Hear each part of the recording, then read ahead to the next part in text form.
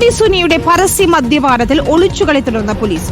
സംഭവം നടന്ന് 20 ദിവസമായിട്ടും ഇതുവരെ കേസെടുത്തിട്ടില്ല.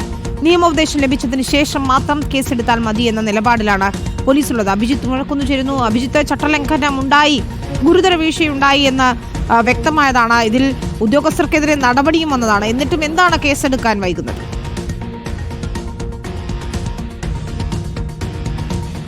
വിനീത, ഗുഡ് മോർണിംഗ്. ചില നിയമപ്രശ്നങ്ങളുണ്ട്, ആശയക്കുഴപ്പങ്ങളുണ്ട്, വ്യക്തതക്കുറവുണ്ട് എന്നൊക്കെയാണ് പോലീസുമായി ബന്ധപ്പെടുമ്പോൾ നമുക്ക് ലഭിക്കുന്ന മറുപടി. പക്ഷേ പകൽ പോലെ വ്യക്തമാണ് ആ CCTV ദൃശ്യങ്ങളിൽ ഈ കൊടിസുനി ഉൾപ്പെടെയുള്ള കൊലക്കേസ് പ്രതികൾ പോലീസിന്റെ സാന്നിധ്യത്തിലാണ് മദ്യപിക്കുന്നത്. കഴിഞ്ഞ മാസം 17 നടന്ന സംഭവമാണിത്. ദിവസം ഇപ്പോൾ 20 പിന്നിട്ടു. പക്ഷേ ഇതുവരെ ഒരു കേസെടുക്കാൻ പോലീസ് തയ്യാറായിട്ടില്ല എന്നുള്ളതാണ് ശ്രദ്ധേയമായ കാര്യം. അതിൽ ആദ്യഘട്ടത്തിൽ ഈ ഒരു സംഭവം സ്പെഷ്യൽ ബ്രാഞ്ച് റിപ്പോർട്ട് ഉണ്ടായതിന് പിന്നാലെ സിറ്റി പോലീസ് കമ്മീഷണർ ഇവർ 3 പേരെയും, അതായത് ഈ എസ്കോർട്ട് പോയ 3 CPOമാരെയും സസ്പെൻഡ് ചെയ്തു. അതിനൊരു കാരണമായി കഴിഞ്ഞ ദിവസമൊക്കെ CPM നേതാക്കളൊക്കെ പറയുന്നത് ഒരു മാധ്യമ വാർത്തയുടെയും അടിസ്ഥാനത്തിലല്ല ഇങ്ങനെയൊരു നടപടിയെടുത്തത്. ഇന്റലിജൻസ് സംവിധാനങ്ങളുടെ ഒരു റിപ്പോർട്ട് ലഭിക്കുന്നു പോലീസിന്. അങ്ങനെയാണ് ഈ ഒരു നടപടിയിലേക്ക് കടന്നത് എന്നാണ് ഇതിനൊരു ന്യായീകരണമായി കഴിഞ്ഞ ദിവസം P ജയരാജനൊക്കെ പറഞ്ഞത്. പക്ഷേ എന്തുകൊണ്ട് കേസെടുക്കുന്നില്ല എന്നുള്ളൊരു ചോദ്യം ചോദിച്ചപ്പോൾ കൃത്യമായ ഒരു ഉത്തരമുണ്ടായിരുന്നില്ല.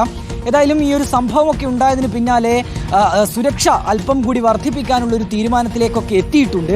കൊടിസുനിയെ പുറത്തോട്ട് കൊണ്ടുപോകുമ്പോൾ ഇനി കൈവിലങ്ങണിയിക്കൽ നിർബന്ധമാക്കുക, ഒപ്പം SI റാങ്കിലുള്ള ഉദ്യോഗസ്ഥരെ ഒപ്പം അയക്കുക തുടങ്ങിയ തീരുമാനങ്ങളിലേക്കൊക്കെ എത്തിയിട്ടുണ്ട്. പക്ഷേ അപ്പോഴും ഒരു കേസെടുത്ത് അന്വേഷണം നടത്താൻ എന്തുകൊണ്ട് വിമുഖത കാട്ടുന്നു എന്നുള്ളതാണ് ചോദ്യം. കേസെടുക്കുകയാണെങ്കിൽ ഇതിൽ കൃത്യമായ ഒരു അന്വേഷണത്തിലേക്ക് കാര്യങ്ങൾ എത്തും. വിനീത, ആരൊക്കെയാണ് ഈ ഒരു കോടതി പരിസരത്ത് വെച്ച് കൊടിസുനി ഉൾപ്പെടെയുള്ള കൊലക്കേസ് പ്രതികൾക്ക് മദ്യം എത്തിച്ചു നൽകിയത് എന്നുള്ള ഒരു അന്വേഷണം അവിടെ ഉണ്ടാകും. ഒപ്പം തന്നെ ഈ ആരുടെയൊക്കെ സഹായം ഇതിന് ലഭിച്ചിട്ടുണ്ട് എന്നുള്ളൊരു അന്വേഷണത്തിലേക്ക് കൂടി കാര്യങ്ങൾ കടക്കും.